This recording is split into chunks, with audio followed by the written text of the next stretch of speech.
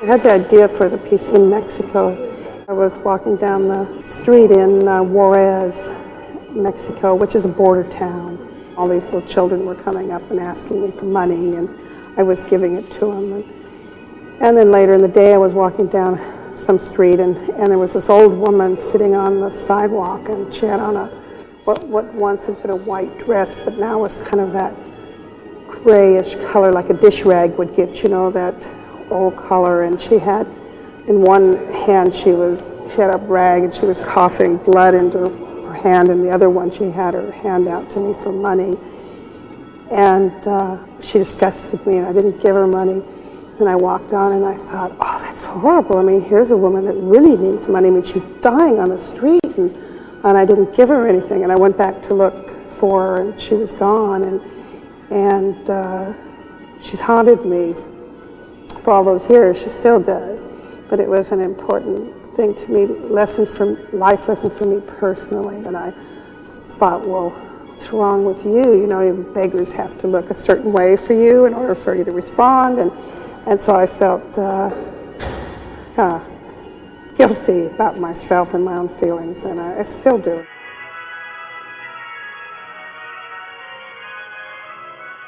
But that was the starting point. And I thought, well, you know, on the accident of birth, I mean, that could have been me sitting there coughing blood, you know, why not? I mean, it could have been anyone. It just depends on where you were born. So the whole piece revolves around the accident of birth and how our life is our destiny is changed because of it.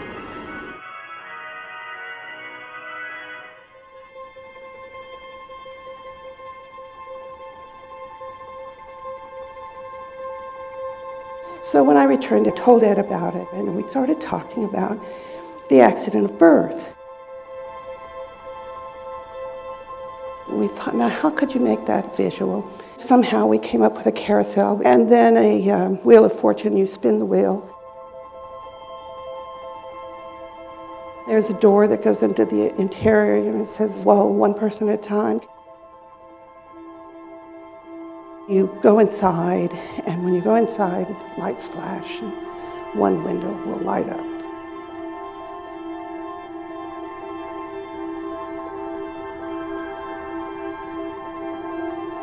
Before we began, we did some research on rich and poor, middle class, this kind of thing, and we divided the world into 8. And that was when we started on our search, and we decided, okay, we were going to go out and we were going to find environments for this piece. We started in Africa, and this is Ed sitting in a hut in Samburu, and we were trying to trade for different objects, buy things actually out of the hut. Then we went on traveling. We just kept going. So we bought all these different things out of these places.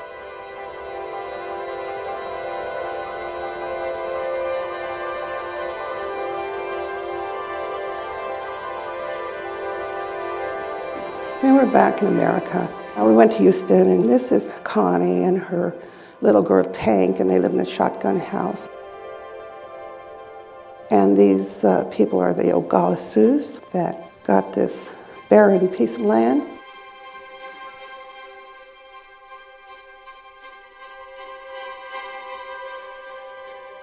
Again, we were thinking poor, rich, poor, middle class, you know, how does this all work? Because all those American ideas are being dispelled as you go along.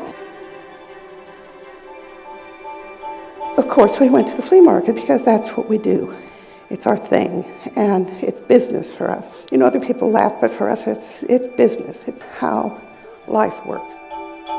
We went around the world 2 or 3 times doing this because sometimes we had to go back to get more stuff. You never know what you're going to see or what you want or what it's going to become.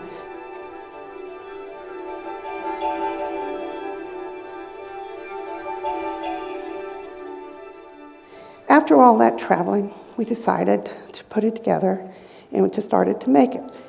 We divided the world into 8 because that worked for what we could make on a schematic scale. Everything is kind of trapezoidal, and so it all fits together.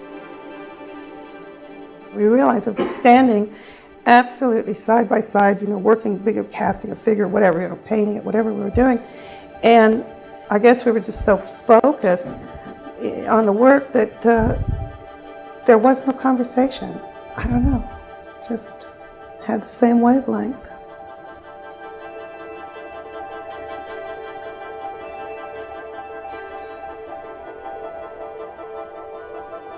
I think it's kind of the artist's job to be critical.